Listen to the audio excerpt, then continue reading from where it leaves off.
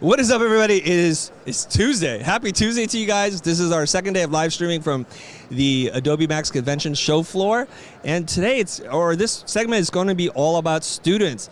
You're about to graduate. You've just graduated, and you don't know what to do. You're going to want to stick around for this episode. We're going to be live streaming here. I'll be answering your comments on YouTube. YouTube? Are we doing YouTube? Yeah.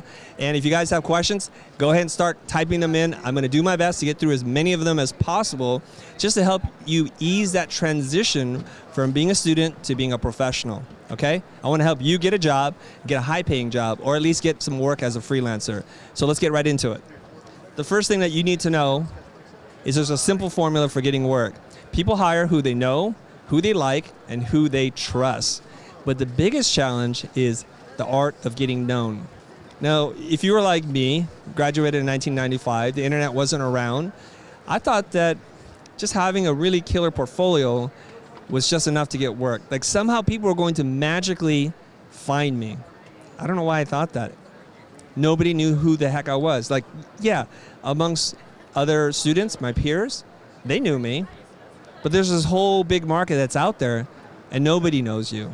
So let's talk about how to get known. So as you are preparing to finish school, the first thing that you need to think about is, do I have a website up? Because that's what everybody's going to ask you for. And you do not have to wait till you graduate to get a site stood up. Like you want to stand up a site, you want to get it up as quickly as possible. You can use one of these site builders as long as there's enough tools for you to modify a few things. Your site does not need to be tricky. In fact, if you make it too tricky, I'm not going to use it. So follow a conventional interface, a user interface that people are used to so that they don't have to learn how to figure out your work. And there's only a couple things that you need to do, okay? Hopefully you are able to register a URL that is your full name or something that's easy to spell. And if you have a difficult name to spell, consider modifying it, shortening it, or doing something playful with that so that it's easy to type in. Really long URLs, kind of tricky. And I know it's getting harder and harder every single day to get a short URL. I get that. But make sure the URL is easy to spell. That way you can say, hey, if you want to check out my work later, just go to chrisdo.com. I know, I have it easy. My last name is only 2 letters. But let's get that site up and running. And we want to get a couple of projects on there. We want to get your name. But here's the most critical thing that you need to do. You have to tell me what it is you want to be hired for. You cannot expect somebody to comb through all of your work and figure it out. Because if they have to do that, that's a pain point for them. They don't want to guess. They're going to just move on. Now, don't show me what you do. Show me what you want to be hired for.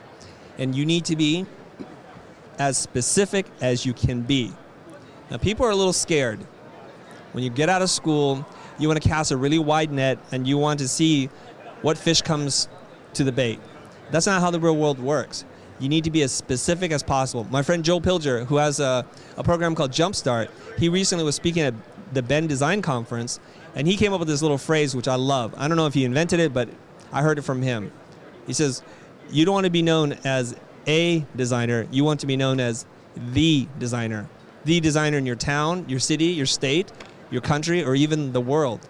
Now, if you think about this, if you ask yourself, who's the best logo designer? You may say somebody like Aaron Draplin, he's very popular. You might say Michael Beirut, Paul O'Share. You might say Sagi Haviv. You might say one of those people. See, they've become the designer of logos. The rest of us have to fight it out at the bottom, and it's a lot of competition down there.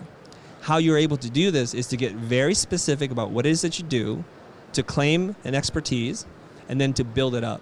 Now, what happens is when you claim an expertise is everybody is an amateur, fakes it for a little bit of time at the beginning.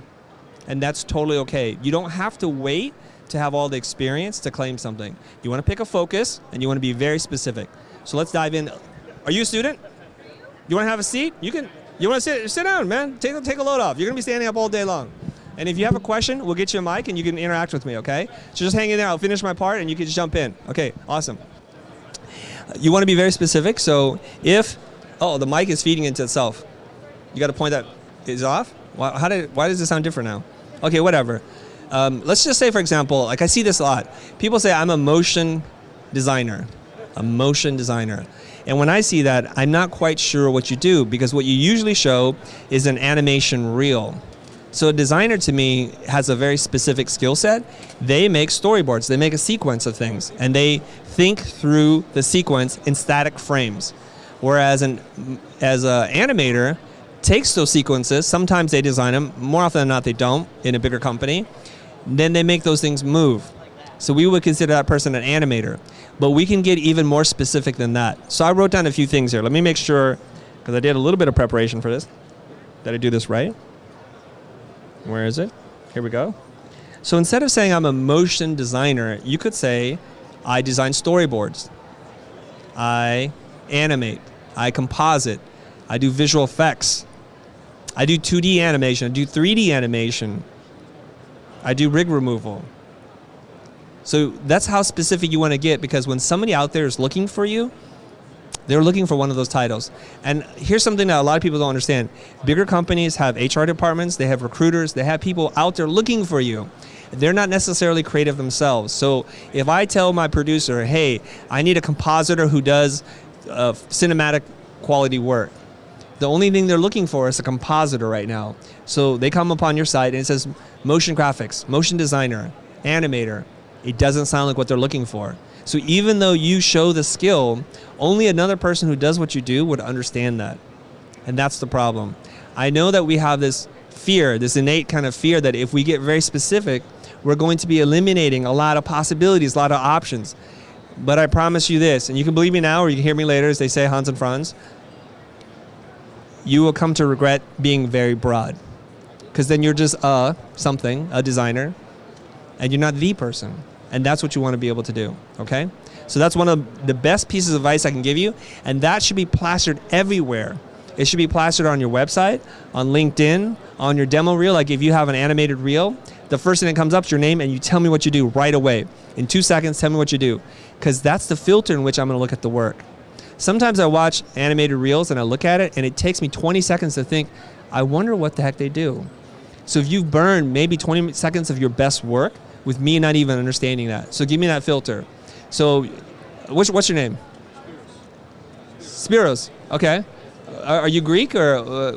Oh, you're Greek. Oh, lucky, yes. All right. Hello. Okay, so beautiful. Spiros is here, and you're a student?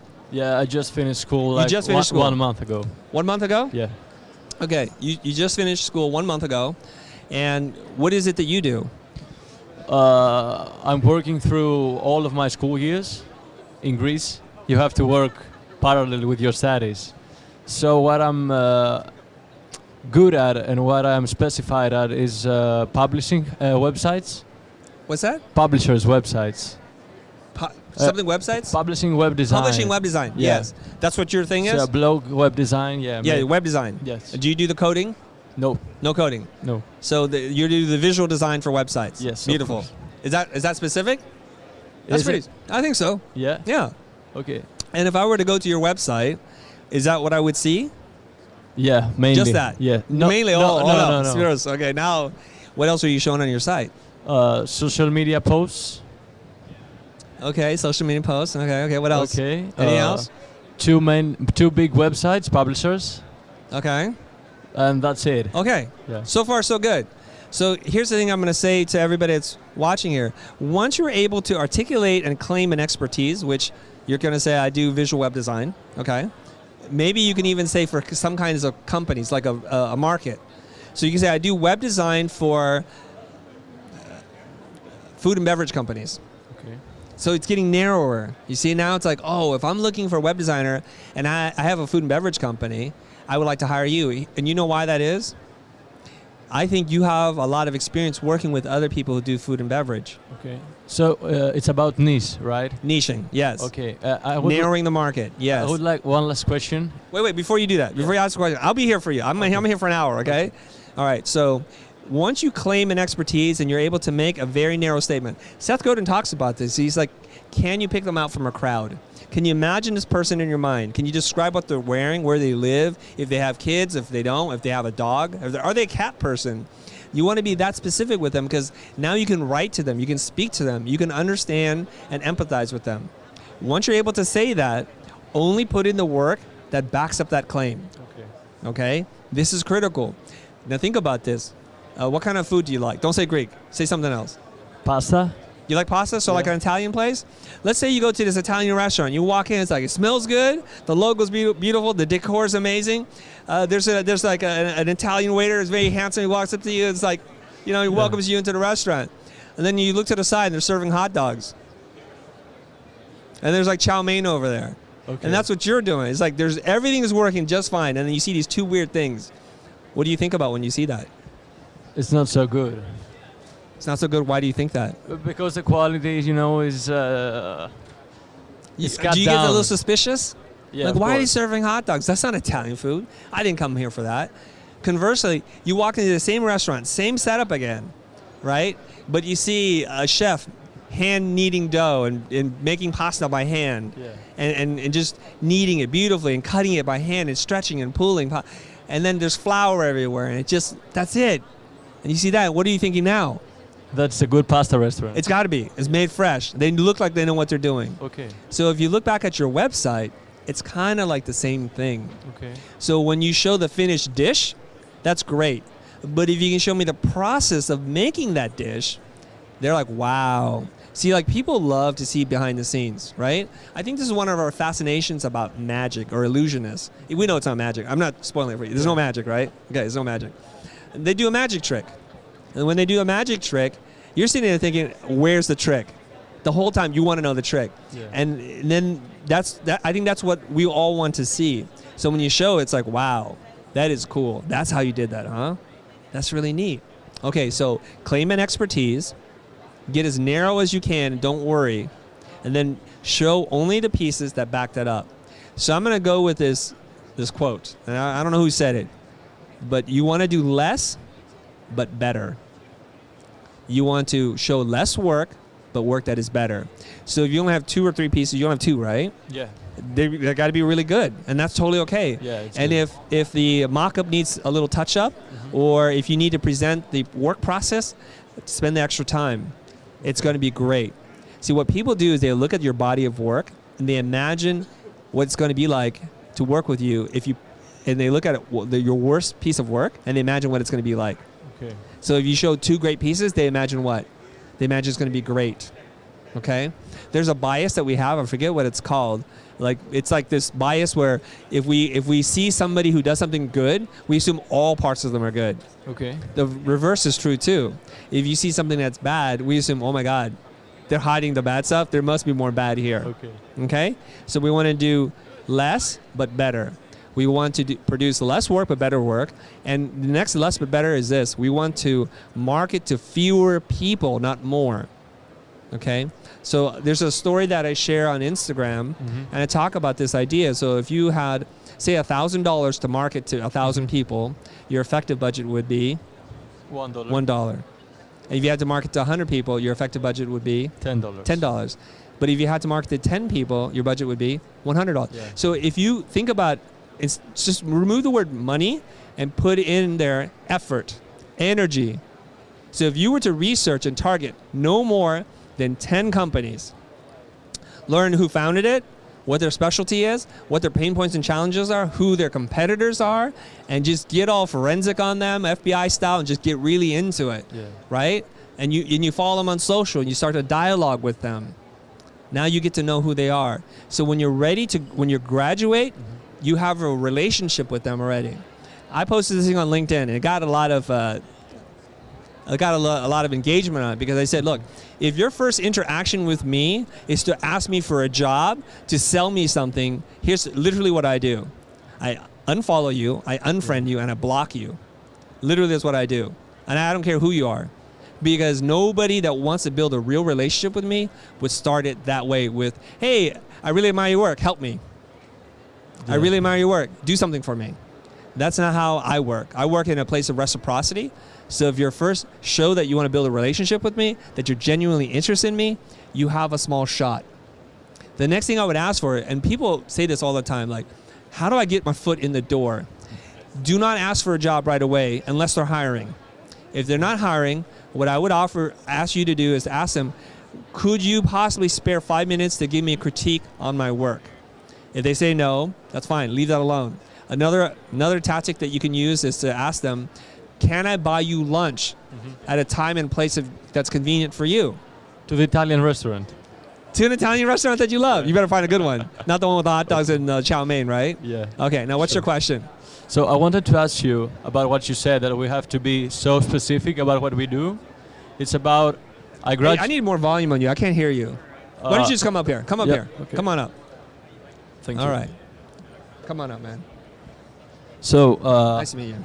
nice to meet you. How's the show for you so far? Oh, it's amazing. You're a handsome guy. And it's an honor to be here. Oh, with yeah? you. Yeah, thank you All so right. much. My pleasure. Okay, go ahead. So I wanted to ask you, because I come from a country that design is not so, established. So what's your advice to independent design studios that I'm willing to go into after graduating, that we don't go so specific in order to find clients in smaller markets? So in smaller markets, you can't find so easily that niche of companies, Yes. Are you sure? Yeah, I have done my research. I don't know about that. I question that. Okay, so you're from Greece, right? Yeah. And I know Greece is having some economic challenges, right? Yeah. And are you guys over that now? Or are you still through it? You're still going through it? We're still going through it, but Okay, so we're better. It's kind of it's a tough time, but it's getting Yeah. better. Brighter It's days getting ahead. better, yeah. Yes. But when you say that you don't have an established design market, I mean, Greeks are like a very sophisticated older culture. Yeah, Right? sure, yeah. Okay. So there's a couple of things I think about here. If the local economy is not doing well, you do realize you can work with anyone anywhere in the world. Okay. That I would say in the 24 years of running a business, I probably met face-to-face less than 15% of my clients. And there's a test here, and David C. Baker talks about this in his book, The Business of Expertise, that our client's not willing to travel 30 miles or more to work with you, you're not specialized enough, that you're not good enough. So I think one of the biggest things that I want to help people who are watching this, or who's listening to this right now, is to think about this. Why do you limit who you can work with by geographical proximity? Yeah.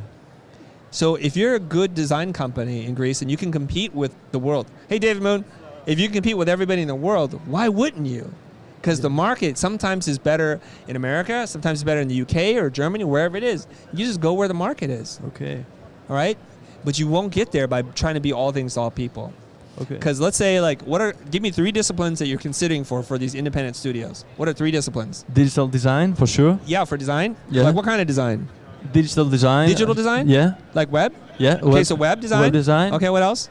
Creative concepts for a social media post. Social media marketing company? Yeah. Yes, okay. Let's say branding and identity. Perfect. Branding identity. Okay. When you think of branding identity, who do you think about? What firm? Pentagram. Pentagram? Yes. Bing? It's a good one. Yes, okay, of course. What else? Collins? Collins, got to be up there. Boom. Yeah. Okay. Is it? Wolf Olins? Boom, there's another one. Landor and Associates? Moving Brands? You won't think ABC Acme Design Studio in Greece. That's the problem. And then you think digital design. You go through the same thing. You might think of Razorfish. You might think of Huge. You might think of all these companies. See how hard it is now? Yeah. So when people have money, hey, Charlie, how's it going? I saw you over there before, and I didn't recognize you. And now I'm like, I know her. Like your hair is different. Your hair is different. When you change your haircut, see, my hair's always the same. So that's how you know it's me. Okay. So you see what I'm saying? Yeah. It's a fallacy that you get fewer clients by being narrower. What you do is you get more clients of higher quality that are willing to pay you more. Okay. What else you got for me? That's it. So That's it? yeah. Okay. It's Anything enough else? that I'm here with you. Okay. So. Okay. Thank you so much. Thank you, man. Thanks for stopping by. Thank you. You did a great job. All right. Anybody else want to step in the hot seat? You want to talk to me? Charlie? We're talking about students. Okay, Charlie, come on up. Charlie, you're a pro. Yeah? Hello, everyone. Charlie, did you change cameras? What was that? Did you change your camera? Nope. I thought you were rocking a Sony. No, I've always been a Canon person. Canon, did you hear that? She's always been a Canon person. Hashtag Canon, hashtag sponsor. Welcome to Charlie. Hi. Hello. How's your Max going? It's going pretty good. Good. I've mostly been here. Right. So before we get into like your life and who, all this, you guys know Charlie? You guys tell them about your channel. Maybe they don't know me because, like Yeah. you said, I changed Yeah. my hair. I have a channel all about design. I'm a web designer, so I mostly talk about that. I share my life, I share my projects and things that I work on, and try and like teach through, like, you know, my work that I do, basically. Yeah. Yeah, you had some kind of change recently, didn't you? I Did you moved to move? Spain recently. Yes, that's what Yeah. it is. Yeah, I spent the past 4.5 years in London and just recently moved to a sunnier climate. You're getting It's been sun. lovely. Yeah. Yeah. It's been great. Yeah. Yeah? Okay, so Charli has a YouTube channel. You guys got to check it out. What is their YouTube channel? YouTube channel is Charli Marie TV. Charli Marie TV. There you go. Okay, let's get into it. This segment is all about I'm a student. I'm about to graduate, or I've just graduated. Now what? Oh, yeah. So give us some tips. Okay. I feel like maybe one thing that I feel like students can often do wrong is think that when they graduate, they're done learning. Oh, You know? Like, okay, I've finished. I've got my education. I'm an expert now. I can do this whole design thing. And it's just not the case. Like, you are constantly learning, and you shouldn't let finishing education mean you stop putting a focus on that. Why do people do that? I don't know. I think that you get to a point, you've spent all this time learning, right? You go through a 4-year school, or for me it took 5 years, but you know, however long it takes. And then you just No want to judgment. you just want to get into doing the work, you know? You're like, I'm done learning. I want to be a designer. I don't want to be learning to be a designer anymore. I just want to be it. And I think that, I don't know, maybe you feel a little shame in thinking that there's still things you need to know after you spend all this time and money on education, but it happens. Okay, Yeah. so you spent a lot of money. You Yeah. spent some time, and if you're a young person, 4 years feels like a lot of time. Oh, yeah. I also think maybe that some people graduate from school and they've been puffed up by their teachers. Like, you got an Yes. A, you're an amazing Oh, student, yes. and you're just amazing. And maybe you are relative to the classmates. Yeah. Maybe to that particular program. And you feel like you're going to get out and you're going to become an art director. And everybody's going to love you, and that's it. And You're going to go wanna to the call top shots. straight away. Yeah, like you graduate from Art Center or Cal Arts, you're like, I'm hot stuff, that's it. Yeah, it's being that big fish in a small pond Yes. to being just a very small fish in a giant pond of the whole design industry. Yeah. Yeah, I think that can be hard for some people to get used to. Okay. Personally, I was on the top of my class, so I didn't have that problem. Thank you for the honesty and transparency, Charli. I love it. Anybody here think they were like the big fish in the small pond? Like, you're about to get out of school and you're like, dude, I am just going to destroy it. No one wants to 6 admit figures it. right away. You can admit it. You're not on camera. You can just raise your hand. You did, There we right? go. Yeah. There we go. Did We you, got one. For real? Did you think you were like the hot shot? Come on up. Come on up. Come on a little closer. Okay, so I'll give you my mic. We don't have 2 mics here, so you can tell them what you thought. Okay, here you go. Hi, my name's Christian, and I don't know. I think so. I go to school at Sac State, and they got their own graphic design program, and already you are kind of in competitive mode because only 40 students are selected. So a lot of the professors really kind of beat it in you to essentially be the best that you can be and make sure your craft is well composed, you understand design, and your fundamentals are very... It speaks within the work that you are going to turn in. So there comes a point where that's all you can think about. Everyone else is your competition. And when the professors start to acknowledge you, then it's kind of already ingrained in that mindset that you are essentially the best. Now, I didn't really believe like, you know, oh, I know everything and stuff, because I always like watch things, research. Good. But I think in a way it's how the professors kind of communicate with you, because they're essentially kind of like a mentor. They're trying to guide you to be the best that you can be. And so with that, it makes you think that you know everything, which you don't. Okay, thanks for sharing, Christian. So you're saying it's your professor's fault for loving you, encouraging you. That's what I was hearing. That's kind of what I heard, right? It's like, come on. It's like, what's the opposite of that? You suck, you're terrible, you shouldn't be here, you should drop out of school. Thank you. Is that what you want? You want your teachers to believe in you. Pretty much. But you realize as long as it's not a 40-person competition, that's all you got. Right? You said they accepted 40 students. And if you're top of the 40, as long as the world only has 40 jobs for 40 people, then you're fine. But then you know that once you walk through those doors, literally you walk through those doors, it's 3 million people. or 300 million. I don't know how many creative people there are. A lot. Yeah. A lot. There's 14,000 right here. Okay. You know, yeah. 14,000. Yeah. That's a lot of people. Okay. So let me ask you this question. So if you are in Christian's position, no relationship, Chris, you know, if you're in Christian's position, and you're about to get out of school, and you just like, you're hot stuff, your teacher's been met, you're going to make it. You're the one. You're the chosen one, Neo. It's you. You're the one. Ask yourself this one question. How many people outside this room even know who the heck I am? Just ask yourself that question. And take off all your relatives. Take off all the friends and friends. Take them all away. And how many people know who the heck you are? So I'm not taking anything away from you. There's a good chance you are a rock star. And if you are, talk to me later. Chances are, if you are a rock star, then you just need to do a little bit of work. And you need to get known. And that's key. So how well are you known? Where are you in the schooling? Did you just graduate? Are you about to graduate? I'm a senior. So you're still in school. Okay. And so can you answer the question? How many people know you outside of those people? Like 2 people? That's not bad. First of all, congratulations, 2 people. Are those 2 people in a position to hire you or recommend you for a job? That's the next question. Yes. They are. Yeah. That's good. So those are good 2 people. That's actually how I got one of my my current graphic design internship was through stepping out of my zone and going into networking and talking to people, which I don't like to do, but sometimes you just got to break out of those zones. Yeah, sometimes you got to step out from the crowd and say, hey, I volunteer to be that guy. Exactly. Sometimes that's all you got to do. Yeah. Okay, and cool. and now yeah. a few more people know you. Guys. Jaden, how many people are watching right now? 372 people know who you are now. We'll give you an opportunity right now. Don't blow this. Look right into that camera. Look into this camera right here, the one that's looking right at you, right? Tell them where to find your URL, your portfolio, and then tell them what you want to be hired for. Go ahead. My name is Christian. You can find me at CristianoD13, and that is the same on my Behance portfolio. I would like to be hired for calligraphy and brand strategy. Oh, no ands. No ands. Do that last part one more time. You want to be hired for? Brand strategy. Okay. Oh, calligraphy. That's it, dude. We're pulling that's it. You want to be known for calligraphy? Are you good? Yeah. You real good?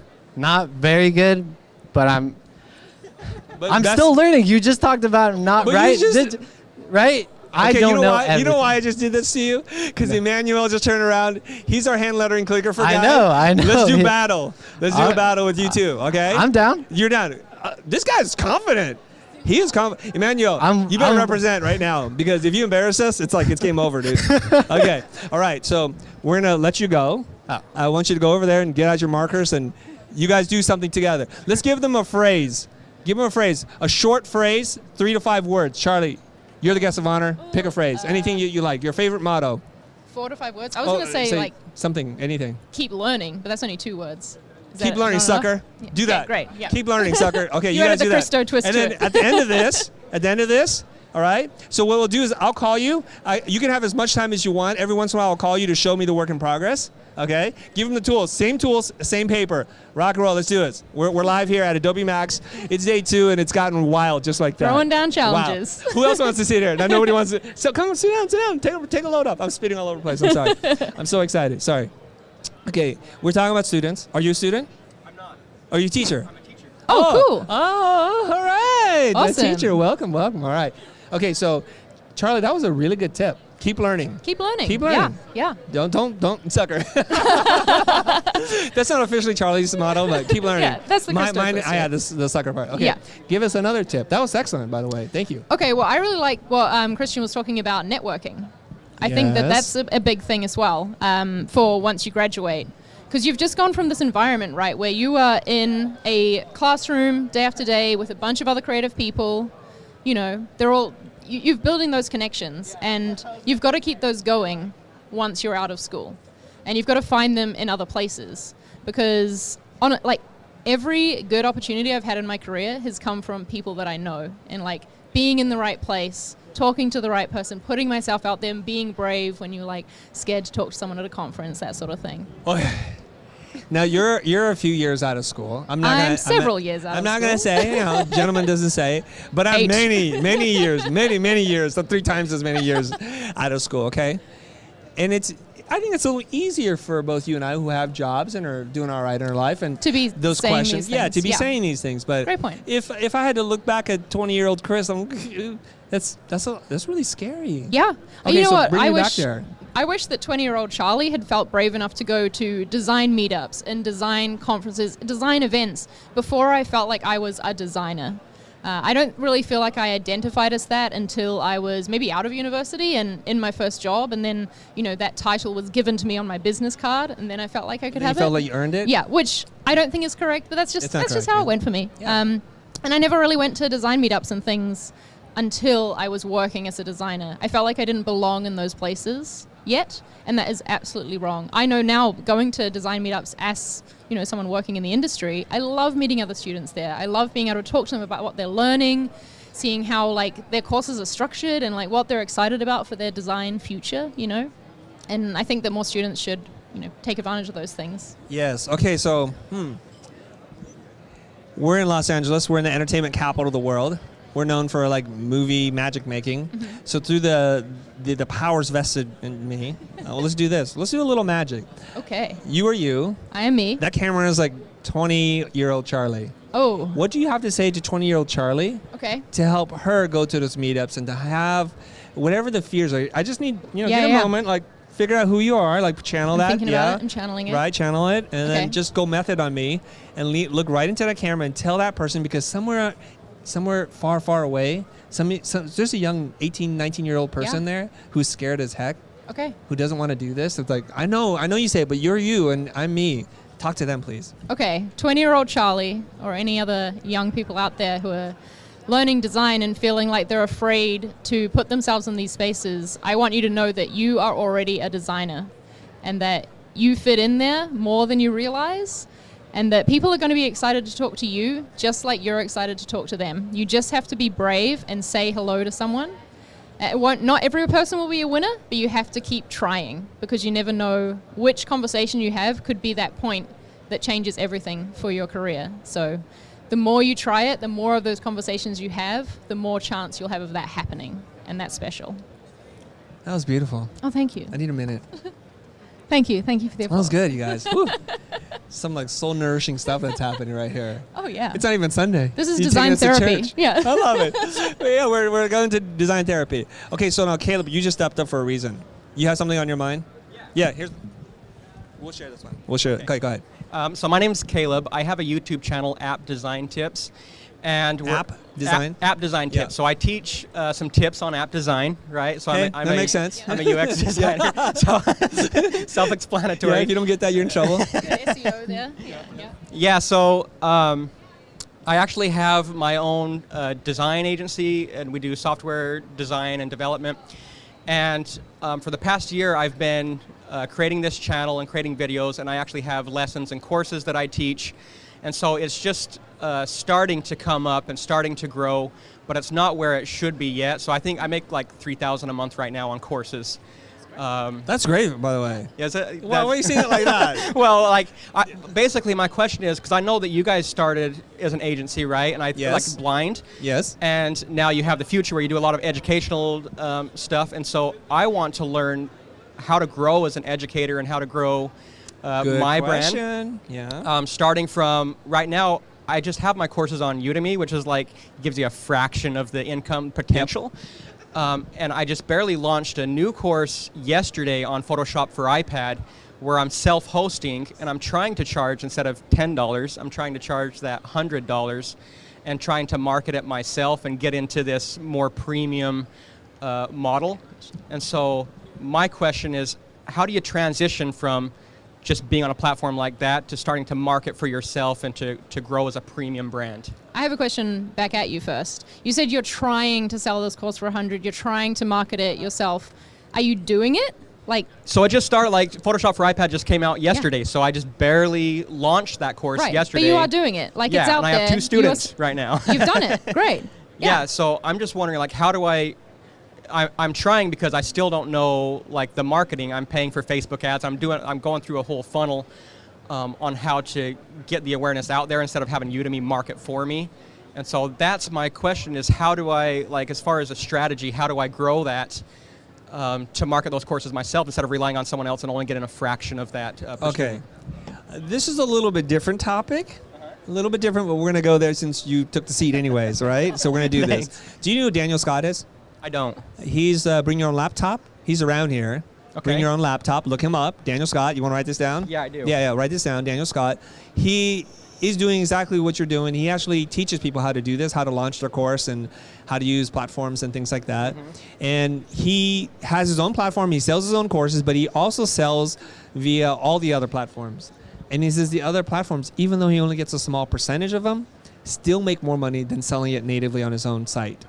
Doesn't that alienate his own site? If someone can search for it for $10 and you're trying to sell it for $90, I don't know. Are they all going to go there? No, I don't know. I just don't know. But he's like, he has multiple courses.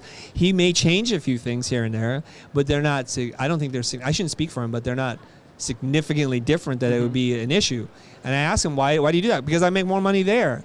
So that's not necessarily the case. You may wind up building this whole funnel, email capture retargeting kind of thing, and discover like, man, it's a lot of work and I'm barely making any more money. And what's the point of this? Because those people do marketing. You're going to have to ask yourself this one question, okay? And how you answer this question will determine where the rest of this conversation goes. So you ready? Okay, you ready, Caleb? Yeah. Hands on the buzzer. Okay, here we go. Do you want to be an educator or a person who runs a marketing company selling education products? Both. I mean, I love educating, but I'd love to create a brand that can help bring other educators in for the design space and help market for them as well. That wasn't one of the options. A or B? Educator. Okay. So you see, like, everything that gets in the way of educating is a distraction from you being a better educator. So here's my theory. How long have you been doing this? About a year and a half. Okay, that's not really that long a time, right? It's really not. So there's still things that you're learning, that you're going through, and you're going to find out how to become a better teacher. I taught for 15 years before I started the YouTube channel. 15. So you're just like 14 years behind me is all, right? So when you start to become a really good teacher, you're going to find that the courses on Udemy or one of these other sites, there's many sites like that, right? Skillshare is another one. Yeah. That all of a sudden you become really popular and you have a name for yourself, and the course is making more money for you. And you may then leverage that audience and say, yo, guys, if you really love this class, come over here. I'm launching this new thing. And that's how you get known, while you're still making money. So I would encourage you to do something like that. But if you're around, later on, I'll introduce you to Daniel. He's running around here somewhere. Okay. Okay. He's also, where is he? Oh, look at him. There he is. It's magic. All right. It's magic. Okay, Caleb. Oh, I know. Yeah. Good talking to you. You got a Udemy course too, right? We're done. Okay, we both teach XD. Yeah. Give Charlie the mic back. Go talk to him. Ask him all the secrets that he has. Thank you. Appreciate it. We're going to get back on topic now. We're going to talk about students. Yep. Back to students. That was another good one. Yeah. Okay. Jaden's like, get back on. Okay. Before we do this, if you're joining us live, on YouTube, Jaden will be monitoring the comments and he'll get a couple of your questions in.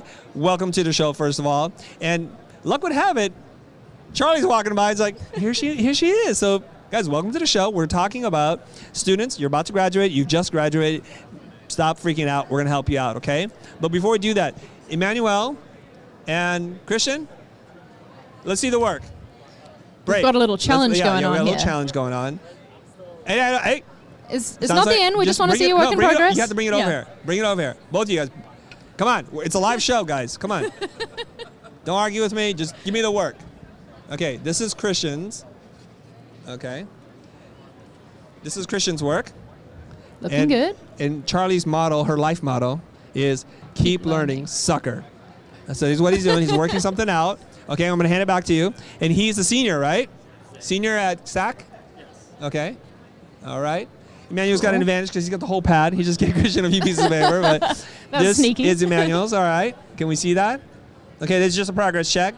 The show's only an hour, so guys, let's get going, all right? Okay. It looks like Christian has a little bit of work to do. Emmanuel's breaking out one of his trusty styles. I see it. I like it. He knows what he can do. This might be Christian's trusty style, too. We just don't know it, Yeah. You're a smart lady. You are a smart lady. What's the question? Should I get my first job anywhere, or I just work Good one. for my dream company? Okay, the question that Jaden's reading is, should I take a job anywhere or hold out for my dream company? Charlie. Okay, I don't know what your answer is going to be for this, but mine is I think you should go for a job, the first job you get that you are interested in. I think you can learn something anywhere. It doesn't have to be a big name company in order for you to like learn a lot from it and have a good experience.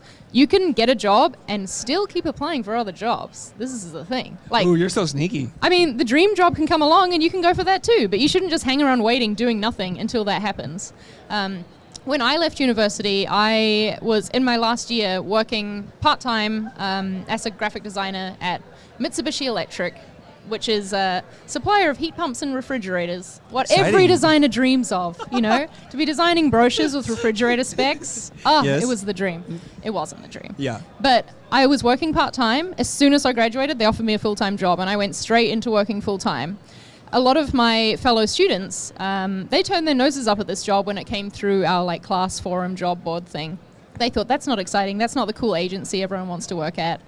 The joke was kind of on them because I finished university, had a job straight away. I was earning money, working as a designer, and they had to go through the process of like, you know, hunting for that job afterwards. And even though I didn't hold out for my dream job, I learned a lot on this job. And it led to like a bunch of other really cool things in my career, led to meeting great people, having good experiences. Yeah. So I have no regrets at all about not waiting Okay. for the dream job. I love your answer. Okay, what is your It's answer? rather different than my answer. Okay, No yeah, surprise. I had a feeling Yeah, that you were maybe. going to go the opposite way. Maybe, I don't know. I like that you're very pragmatic about this, Charlie. Yeah. And You gotta it was earn a money. smart play. Yeah. And it helped you to get skills, got something on the resume, it built up your confidence. You were like, Absolutely. I'm a designer, guys. Yeah, got that business card. Yeah, you got the Yeah. business card. And they're like freaking out. And they got to go back and live at home and tell mom and dad I'm a loser, Exactly. you know, all that kind Well, of stuff. yeah. Well, something like that. They didn't have to say that. Yeah. It's more dramatic when I say it that way. Okay, so you're contemplating, should I take this job, shouldn't I take it? Here's the thing. I'm going to provide a slightly different perspective in that as an employer, I want you to fall in love with me. And when you Yes. say yes, I Great feel point. like, man, we got something going. And if you're just shopping, I just feel like I'm your between boyfriend.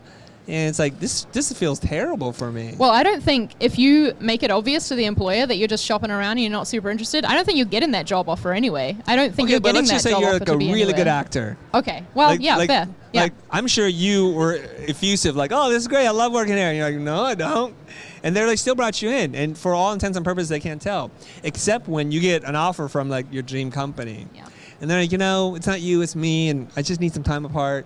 And it sucks for the employer because they lose a lot of productivity. You went through the HR system. It sucks, right? So here's my advice. I think you can have your cake and eat it. Okay. Here's what you do. You're interning for them. They love you. And they're like, we want to offer you a job. And you're going to say back to them, in all honesty, thank you so much for the opportunity. I love that you want to work with me. This is, if I'm being totally honest with you, I'll give you my 100%, but I would prefer to remain freelance for a little bit because I just literally got out of school and I need a little bit of time to figure out what I really want to do with my life. I don't think it would be fair to you to accept a full-time job at this point only to change my mind later. I hate people who do that, don't you? They're like, okay, fair. How about we try a 3-month thing? And in that 3 months, they try you out, you try them out. It's a freelance thing. It's a permalance. Yeah, that makes sense. Does that work? I think so. Or no? But I would wonder too, you would have to be insanely skilled and like have really shown yourself in this internship, I think, for them to want to even keep you around for the 3 months. Let's if pretend your like you were, response, though. okay. Let's pretend like you Yeah, were because well. they offered you the job and not True. those other classmates. Yep. So you've done enough. But you know, there's something about it. I got to tell you this. We're kind of scared of people's reaction. But I'm going to tell you something. You know how you first came on here and you just said something like, hey, full transparency, right? Yeah. And I love that. People like people who are genuine. True. So at the top of the show, I said people hire who they know, like, and trust. We're just going to skip to the last one. Yeah. When you are that transparent with me, I feel like, you know what? I don't care. You're really honest. And you know what I'm going to do as a boss? I'm going to make you fall in love with me. Take I'm it gonna as a treat you challenge. better. Yeah. You know, I'm going to take you under my wing, teach you things, and like make sure HR is like on top of it. Like, she needs a raise. You need to make more money, or I'm going to fast track you to some other art direction thing because we just think you're really that good. but it allows me to understand what's in your heart and your mind so that I can hopefully have a material impact on the outcome of this relationship. Like if you told your boyfriend, your girlfriend, your lover, whoever it is, you know, if you could just change these two things, like if you can take the garbage out and pick up your socks, we're good. But if you don't do that and you kind of resent them and you're always picking up the socks and taking out the garbage, and eventually like, I've had it with you. And they're like, what happened? Right. And they can't do kept it in. anything. Yeah. And it feels like you like sucker punched them. I had no warning on that. So that's, I like that. I got to be honest, you know? Yeah. If people are transparent and you say it with an open heart and you just let it out there, I think the universe will take care of it. Yeah. It'll be okay. I feel like your advice really applies to the superstar designers. Honestly, this is what I think. That Maybe, it's just reality that not Yeah. everyone has that It's true. luxury of being desired that intensely by a company, like having a boss who really wants to, like, okay, we're going to fast track you through Yes. HR, we're going to give you a raise. That was a good fantasy. Yeah. Gansky's here, Yeah. he's shaking his head. It's like 3 YouTubers Yeah. clash, right? Yeah. Yeah. You're right. And I like you bringing me back to reality. It's a good balance Yeah. between us. I think that some Right? people need Yes. the first job or the Yes. second job even to Yes. get to that stage where She's they're a saying yes, designer who yes, can command that Yeah. attention from an employer. I love that we have 2 different energies, 2 different perspectives, right? Because when I got to school, I thought I was a superstar, so I act a certain way, you know? And it's like, okay, you're right. She checked me. She's like, look, guys, I only give superstar advice. She gives you real advice that you can use and get a job, a JOB. And we're going to have to leave it at that because we're all at the end of the hour here. We got time for one more question. Oh, live. You want to take her question instead? Is it a good one? Yeah, you have to say yes or I'm going to say no to you. Sit down. Here you go. Or you can stand up if you like, whatever. Hi, I'm Shri. Hi. So I have a question. So you said keep learning, and I think that's kind of like the motto that I live by. But you always keep learning something new, and I always feel I have to learn a lot. But how do you prioritize what you learn? Like, I always feel like I'm missing out on something else, because maybe that might be useful right now, but I wasn't just exposed to it. So how do you prioritize what you want to learn? Good question. How do you prioritize what you want to learn? Christian and Emmanuel, the show's almost over. Okay, I'll let you know. Okay. Very good, yeah. Charlie, go ahead. I think you follow your passion with this. What are you curious about? Like, what do you feel like that itch inside you? What do you want to know better, know more about how to do, get better at a skill? There's always going to be more to learn. Like, you can't be the best at absolutely everything. Maybe Chris is, but I don't think you can be the best at absolutely everything.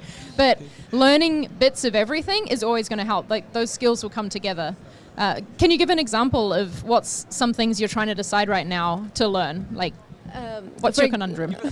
Yeah, for example, so I'm trying to learn and get involved in a lot of brand strategy projects, and at the same time learn a lot on like animation and like using After Effects and all of that. We are in an Adobe conference. Yes, so that's like 2 things right there. So how do I prioritize what I want to like learn first?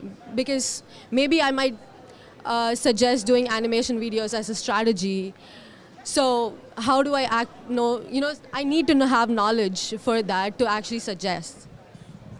That's a great. Hey, you're doing. Great conundrum. I'll get my way, your way. This is my live stream Charlie's now. show. She took over. She's good. I'll just shut up. Charlie, go ahead, answer that, and then I'll finish it off. Okay. I think that you go with whichever one you're wanting to get better at most right now, knowing that just because you don't choose that other one right now doesn't mean you can never go back and learn it ever again. What's going to be the most useful skill to you right now? What do you think will feed into the other things that you're doing?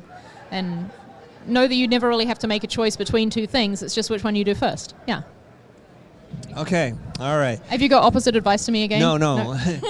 I consider more complimentary than opposite, right? Okay. Yeah. Okay. So you want to get deeper into brand strategy, which you could theoretically spend all your life trying to learn. And animation, you could theoretically spend all your life trying to learn too. And you found your own solution, which is to find the hybrid between the 2. And if that hybrid works, then go for it. But I got to tell you, it's really difficult. Because if you're stronger at animation, I would suggest that you learn the animation part, but work for branding firms to help them bring things to life. I've noticed a trend these days, and I don't even know if it's a trend. I'm just saying, I've noticed a pattern that big branding firms when they go to present the logo to the client, you know what they do? They bring on animators. Because the animation brings it to life. It shows possibility. It tells a story. It shows evolution. Like when Michael Bay was speaking at Google showing the MIT Media Labs logo, or I don't know what it was. It wasn't Media Labs, it was MIT. He was showing like this configuration, and it was just changing, and then the alphabet. And then by the end of it, if he's done his job telling the story, applause, sign, done. But you and I, normal human beings, we just walk in and here's 3 logos. What do you think? And the client's like, I don't like that. I don't know. It's not going to work. You just pick a typeface. That's what they do. I noticed the same thing with We Are Collins, and all these other firms like Uber, not Uber, is it Wolf Olins? Wolf Olins, they designed the Uber logo. They did all this work, the box and the frame and all this kind of stuff. That's how they do it. So maybe that's where you would go, and then you would learn that by going through that process, because it's a long road. Okay, you can't dabble. It's like swallowing swords. You can't just dabble at it, right? I think it's having a T shape, right? Yes, it is. Where you want to dive really deep on one thing that you really want to be known for, but then you can have a bunch of other skills that you develop that feed into that and help you make you better at that one skill, make you more unique in your offering of that one skill. Yeah. Okay. You're welcome. Thank you for that question. Good job. Okay, I think that's it for us for this particular live stream. I want to let everybody know the world's most famous graphic designer, Paula Scher, is going to be here at 5 p.m. Mark your watch. I just can't believe she's going to be here. That's amazing. 5 p.m. live stream, Pacific Standard Time. I'll see you guys in. I think we're doing something else, but I know Paula Scher is going to be here at 5. Okay, see you guys. Thanks for tuning in. On behalf of Charlie and myself. Oh, we forgot about our challenge. On behalf of Charlie and myself, we're going to look at the challengers. Yes. Come on in. Show us what you got. Guys. First, the challenger. Challenger coming from SAC. Christian, go. Okay. All right. Do you want to talk us through your work? Okay, here, hold it. Just point it to Stewart. Oh. Yeah, go ahead. So kind of freestyling it, of course. There's no time for little sketch-ups as Emmanuel. No excuses. Let's go for it.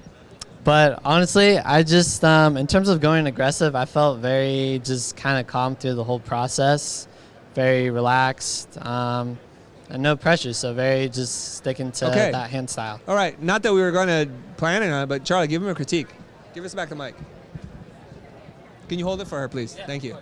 Well, I don't know how well placed I am to critique lettering. You got to show. No, stay where you are, but just angle. There you go. Okay, I feel like maybe either the learning or the sucker should be the biggest word rather than the keep, because that's like where the weight is in this phrase, you know? Okay. Like not the keep learning, it's keep learning. Sucker. Okay, I like that how you broke that up. I like the splatter. Yeah. Yeah. Okay. So keep learning. Sucker. So a little spit there. Okay, I wasn't going to do that. Otherwise, okay. Here's my number one issue. Of course, you have to work out the spacing, the configuration. We're trying to get tight lockups, getting rid of the negative space. That's usually what the beautiful flourishes and the design of the letter forms are for. But my biggest thing is the middle word, the learning word, is kind of hard to read. It's kind of keep yearning, sucker. So that's where the L, the return of the L, is really important, okay? So that's what I would encourage you to focus on. Great job. I would have just probably dropped the load in my pants. You did a great job. All right, well next done, up. Christian. Round of applause for him, please. Okay. Emmanuel, hold it up. Okay. There. Oh, she'll switch. There we go. Completely different style. So that's really rough. I use the brush pen. Oh, the brush pen. But you didn't give him the brush pen, did you? Yeah, I gave you the brush pen. Oh, brush pen too? We can do very double different brush things. pen. All right. Fair fight. Completely different style. Yeah. All capital letters. A bit confusing composition, but I wanted to keep it clean in a sense that all the letter fits one with another all together. But yeah, different style. Okay. Thank you. Emmanuel, switch. You hold, and then give Charlie the mic. And Charlie, you go ahead and critique it. Let me see. Yeah, there you go. No, you got to let her see it. No, back. You got to let her, the two people see it, yeah. I don't know if I can say anything to improve on this. I want to hang this on my wall. I think this is cool. Okay. Yeah, Emmanuel's been doing this for a little bit of time. Yeah, he's got the advantage. Yeah. So one of the things that we talked about is keep learning, sucker. Yeah. So Emmanuel's been practicing. He practices all the time. I take a train ride with him, he's practicing. Every time I turn around, he's practicing. He's at the bar, he's practicing. This guy never stops learning. So he's not going to be a sucker. That's it. All right, Great. good job. I like the tight lockup. It feels a little kind of like horror slasher thing, which feels really scary. It's intimidating. You It's better like, keep learning. learning. Yeah, it's like, I thought it would be like a little bit more positive. So this is where I would say, like, formally speaking, your letter forms, your configuration, your lockup, your size, your proportion, much more sophisticated than where Christian at. He's just beginning his career, but his vibe is more on point. Yes. His is optimistic. Keep learning. Yours like, keep learning. All right, that's it. Thank you guys very much. Cool. Good job, both you guys. Thanks, team. All right. Okay, now, on behalf of Charlie and Now we wrap myself, thank you for tuning in. We'll see you guys next time. You are not defined by your past. The future is what you make it. See you guys next time.